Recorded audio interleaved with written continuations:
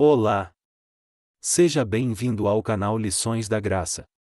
Hoje nossa lição é para ensiná-lo que você foi feito filho de Deus. O ponto central de todo o propósito de Deus é nos fazer filhos. Este é o resultado final de todo o processo da criação e da redenção. Deus deseja se colocar dentro dos seus escolhidos a fim de que eles sejam seus filhos, parecidos com Ele e cheios da sua vida e glória. O propósito de Deus não é nos fazer guardar a lei com os seus mandamentos e ordenanças, pois ela foi dada apenas para uma finalidade temporária. O propósito eterno de Deus é fazer de nós seus filhos, herdando a bênção da promessa do Espírito para sermos sua expressão pela eternidade. Hebreus 2:10 e Romanos 8:29. Por isso, Ele nos predestinou para sermos filhos, Efésios 1:5, e nos regenerou para sermos filhos com a sua natureza, João 1:12 a 13. Portanto, precisamos permanecer na posição de filhos para desfrutarmos da herança. Enquanto estamos enganados e confiamos na justiça da lei, não temos fé para entrar na posse da promessa. Por esse motivo, precisamos avançar e viver como filhos gerados em plena posse da herança. É porque somos filhos que somos declarados justos. Em Cristo Jesus, nós fomos feitos justiça de Deus. Você não foi apenas perdoado, foi declarado justo. Ser justificado é muito mais do que ser perdoado. Ser perdoado significa que o pecador pode ser liberado de ter que pagar a penalidade que ele merece. Mas ser justificado significa que ele pode entrar na comunhão com Deus, pois é justo, jamais cometeu pecado. O perdão é negativo, é o cancelamento de um débito, enquanto a justificação é positiva, é receber um novo status de justo diante de Deus. Mas isso só é possível por causa do novo nascimento. É o caso de um ladrão. Um ladrão perdoado continua sendo um ladrão, ainda que um ladrão perdoado. Mas se, de uma forma miraculosa, ele pudesse morrer e nascer de novo, ele poderia ser declarado justo em sua nova vida. Isso é justificação. Quando Cristo morreu, eu morri com ele, e quando ele ressuscitou, eu renasci para uma nova vida. Isso tudo se torna uma realidade no momento em que confesso Jesus. Eu nasci de novo como filho de Deus. É por isso que dentro de nós agora há um clamor, Abba, Pai. Cristo veio para nos revelar o nome de Deus. Sabemos que existe algo muito poderoso a respeito do nome de Deus, e o Senhor disse que veio para nos revelar esse nome. No Velho Testamento, primeiramente Deus se revelou como Elohim, o Deus Criador. Depois, ele se revelou a Abraão como El Shaddai, o Deus Todo-Suficiente. Mais tarde, ele se revelou a Moisés como Jeová, o grande Eu Sou. A partir daí, temos a revelação dos nomes redentivos de Deus: Jeová Jireh, o Senhor que provê, Jeová Rafa, o Senhor que te sara, Jeová Nissi, Senhor nossa bandeira, Jeová Shalom, o Senhor nossa paz, Jeová Aa, o Senhor meu pastor, Jeová Tzidkenu, o Senhor nossa justiça, Jeová Makadesh, o Senhor que nos santifica. Jeová chama, o Senhor está ali quando o Senhor diz, Eu sou, está abrangendo todos esses significados e muito mais. Não significa que o Senhor nos dá coisas como provisão, cura ou paz, mas significa que Ele mesmo é a nossa provisão, paz, cura, santificação e tudo de que precisarmos. Tudo isso é muito bom e muito importante, mas o Senhor disse que veio nos revelar o nome de Deus. Ele veio revelar o nome que era desconhecido no Velho Testamento. E o nome que ele nos revelou foi Pai. Manifestei o teu nome aos homens que me deste do mundo. Eram teus, tu nos confiaste, e eles têm guardado a tua palavra. João 17:6. Qual foi o nome que o Senhor revelou? Elohim, o Deus Criador, já havia sido revelado em Gênesis. Obviamente, não foi El Shaddai, porque este foi revelado a Abraão, e nem Jeová, pois este é o nome que todo judeu conhecia. Qual, então, foi o nome? Certamente foi Pai. Todos os outros nomes de Deus revelam parcialmente o seu caráter, mas o nome Pai revela plenamente Deus, pois todos os outros nomes estão incluídos nesse. E também revela a nossa posição. Nós somos filhos amados. O seu pai pode ser um juiz, um médico ou um grande líder político, mas, para você, ele sempre será o seu pai. O nosso Deus é realmente tudo o que foi revelado no Velho Testamento, mas, para nós, Ele é o nosso paizinho. Há poder neste nome. Há proteção nesse nome.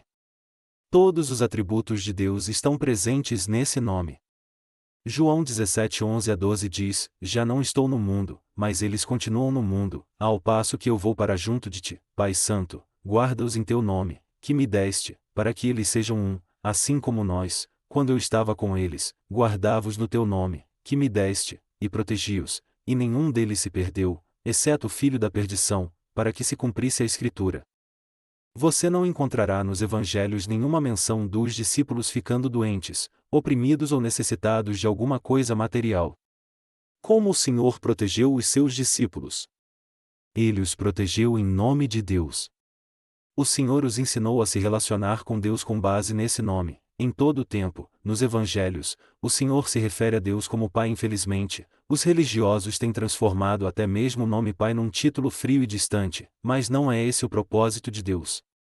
O Pai quer se relacionar conosco de forma terna e amorosa. A oração mais profunda que podemos fazer é chamá-lo Paizinho. Quando fazemos assim, estamos manifestando o espírito da nova aliança. Uma pesquisa publicada na BBC a respeito de crimes de adolescentes diz que, entre os adolescentes que cometem crimes, 60% abandonaram a escola, 70% eram adolescentes que estavam nas drogas, mais impressionantemente 85% cresceram sem a figura do pai, vieram de famílias destruídas. O inimigo procura destruir a posição e a imagem do pai na vida das pessoas para que não se relacionem com Deus de forma apropriada. Evidentemente, a maioria das pessoas não se tornará um criminoso, mas vivemos numa geração em que mais da metade das crianças vai crescer numa família destruída, com pais ausentes ou divorciados. Contudo, não precisamos nos desesperar, pois o Senhor veio nos revelar o Pai. Romanos 8,15 diz: Porque não recebestes o espírito de escravidão, para viverdes, outra vez, atemorizados, mas recebestes o espírito de adoção, baseados no qual clamamos, Abba, Pai.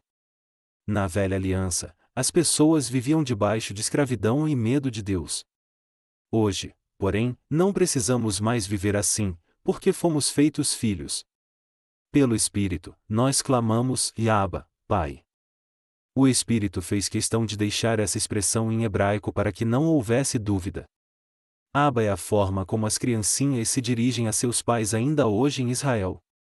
Sua melhor tradução seria Paizinho. É uma forma íntima e amorosa de se relacionar com o seu pai. A menos que você seja capaz de chamar Deus de Paizinho, você ainda está debaixo do espírito de escravidão e do medo. A expressão outra vez se refere à lei do Velho Testamento. Naquele tempo, as pessoas se relacionavam com Deus debaixo do medo próprio de um escravo. Hoje, porém, podemos clamar pelo Paizinho, Abba, Pai. Na velha aliança, havia apenas servos, mas hoje somos feitos filhos. Minha filha, quando era pequena, não precisava saber como falar comigo ou conhecer a minha vontade. Tudo o que ela precisava fazer era gritar por papai no meio da noite. Ela não precisava clamar, ó aquele que habita no quarto ao lado, vem ajudar-me, não. Bastava apenas gritar por papai. Muitas vezes, quando minhas filhas eram pequenas, eu chegava à minha casa cansado e elas vinham me mostrar tudo o que haviam feito durante o dia. Nem sempre elas tinham a minha completa atenção, mas, quando saíam para o jardim e de repente gritavam, papai, imediatamente eu saía correndo para ver o que tinha acontecido. Tire da sua mente a imagem de um Deus distante a quem você precisa persuadir a vir ajudá-lo. Isso é um engano maligno. Tudo o que você precisa fazer é clamar por papai. Em Lucas 15, 11-32, temos a história conhecida como parábola do filho pródigo, mas a parábola, na verdade, é a respeito do pai. O alvo do Senhor ali é nos revelar o caráter do nosso pai. Nessa parábola, o pai divide a herança com seus dois filhos, Lucas 15, 12. O fato de o filho mais novo pedir a herança com o pai ainda vivo é uma forma de desejar a sua morte. Mesmo assim, o pai graciosamente dividiu com eles a herança. Na cultura judaica, o filho mais velho tinha direito a 66% da herança, uma porção dobrada em relação ao irmão mais novo. Mesmo tendo uma herança tão grande, o filho mais velho nunca desfrutou dela. O mais novo saiu pelo mundo e gastou todo o seu dinheiro em orgias e bebedices. Quando não tinha mais dinheiro, os seus amigos o abandonaram e ele se tornou um cuidador de porcos, a profissão mais indigna para um judeu. Num dia, ele caiu em si e disse: "Quantos trabalhadores de meu pai têm pão com fartura, e eu aqui morro de fome? Levantar-me-ei, e irei ter com o meu pai, e lhe direi: Pai, pequei contra o céu e diante de ti, já não sou digno de ser chamado teu filho, trata-me como um dos teus trabalhadores." E, levantando-se, foi para seu pai. Lucas 15, 17 a 20. Em nenhum momento, ele se importou de ter partido o coração do pai. Em hora alguma, ele se preocupou com o pai, mas apenas consigo mesmo. Ele voltou porque tinha fome. A barriga o levou de volta para casa. Todavia, mesmo assim, o pai ansiava pelo filho perdido. E, nesse momento, temos o retrato do nosso pai. O mundo está clamando pelo amor do nosso pai. Vinha ele ainda longe, quando seu pai o avistou, e, compadecido dele, correndo, o abraçou, e beijou. E o filho lhe disse: Pai, pequei contra o céu e diante de ti, já não sou digno de ser chamado teu filho. O pai, porém, disse aos seus servos: Trazei depressa a melhor roupa, vestiu, ponde-lhe um anel no dedo e sandálias nos pés, trazei também e matai o novilho cevado. Comamos e regozijemo-nos, porque este meu filho estava morto e reviveu, estava perdido e foi achado. E começaram a regozijar-se. Lucas 15, 20 a 21. Quem supostamente poderia estar irado e desapontado era o pai, mas, em vez disso, ele estava cheio de compaixão e perdão. No entanto, o irmão mais velho ficou irado do lado de fora da festa. Ele viverá toda a sua vida tentando merecer o amor do pai, mas tudo já era dele, porém nunca havia desfrutado de nada. Nunca havia saído da casa do pai, mas ainda assim não conhecia o seu amor. Não olhe para a sua performance, olhe para a graça do pai. O pai, entretanto, estava cheio de alegria pela volta do filho. Conta-se que Alexandre, o Grande, certa vez, foi abordado por um mendigo pedindo esmolas. Imediatamente, ele lhe atirou 2 moedas de ouro. O seu escudeiro, vendo aquilo, lhe questionou: por que dar 2 moedas de ouro se 2 moedas comuns satisfariam a necessidade do mendigo? Alexandre, então, respondeu: 2 moedas comuns são apropriadas para a necessidade do mendigo, mas 2 moedas de ouro são apropriadas para a grandeza de Alexandre. Deus não prometeu nos suprir de acordo com a nossa necessidade, mas Ele prometeu nos suprir de acordo com a sua riqueza em glória. Filipenses 4,19. Deus não nos perdoa de acordo com os limites de nosso arrependimento ou confissão, mas Ele nos perdoa de acordo com a riqueza de sua graça. Efésios 1,7. Jesus disse que, quando o pai avistou o filho, compadecido dele, correu, abraçou-o e o beijou. Lucas 15:20. A primeira coisa que o Senhor diz é que o pai se compadeceu. O pai estava sempre olhando no horizonte, esperando por seu filho. Naquele tempo, mesmo as pessoas ricas viviam juntas nos vilarejos por uma questão de segurança. Assim, todo o vilarejo sempre via o pai com os olhos fixos no horizonte, esperando pelo seu filho. Eles certamente se compadeciam do homem, mas amaldiçoavam o filho ingrato. Esse pai foi completamente rejeitado e se tornou objeto de ridículo por causa do filho. Ele perdeu uma grande quantidade de dinheiro devido à atitude do filho, mas mesmo assim o seu coração estava cheio de compaixão. O Senhor está aqui nos dizendo como é o coração de Deus. Ele não está cheio de ira e condenação, mas está pleno de compaixão. Nunca devemos pensar que apenas os pródigos precisam provar do amor do Pai. Mesmo aqueles que nunca saíram de casa precisam descobrir esse amor. Muitos crentes nunca tiveram uma experiência profunda com o amor do Pai. Esta parábola deveria ser chamada de a parábola do pai pródigo, pois ele não se importou com os seus bens, mas estava disposto a dar tudo novamente ao seu filho, mesmo que ele nada merecesse. Nosso Pai é extravagante em sua generosidade. A segunda coisa que o pai fez foi correr. No grego, há mais de uma palavra para correr. Uma palavra fala da corrida lenta e constante, enquanto a outra fala de uma largada explosiva. Qual das duas você acha que Jesus usou aqui? Foi uma explosão em direção ao filho. Ele correu no ritmo do seu próprio coração cheio de amor. O pai viu o filho vindo ainda longe e correu em sua direção. Naqueles dias, pessoas idosas não corriam, pois isso era considerado indigno, mas o pai ergueu a sua roupa e correu em direção ao filho. Ele abriu mão da sua glória como o pai. Este é o único lugar na Bíblia em que se diz que Deus correu. Quando fazemos menção de nos voltarmos para Ele, o Pai imediatamente corre em nossa direção. Nas Olimpíadas de Barcelona de 1992, na competição dos 400 metros rasos, um atleta estava correndo e subitamente caiu, mas continuou tentando alcançar a linha de chegada, mesmo mancando e com muita dor. Imediatamente, um homem saltou da arquibancada e correu em sua direção. Os seguranças tentaram segurá-lo, mas ele se desvencilhou deles, colocou o braço do jovem sobre os seus ombros e o levou até a linha de chegada. Aquele homem era o seu pai. Vendo isso, a arquibancada esqueceu o vencedor da corrida e explodiu num aplauso grandioso. Foi o maior aplauso naqueles jogos. Há poder quando o pai sustenta o filho. A terceira coisa que o pai fez foi abraçar o filho. É preciso lembrar que ele ainda estava fedendo a porcos, mas isso não o impediu de envolver o seu filho. Existe um famoso psicólogo chamado René Spitz. Depois da Segunda Guerra Mundial, ele relata suas observações em crianças nos orfanatos.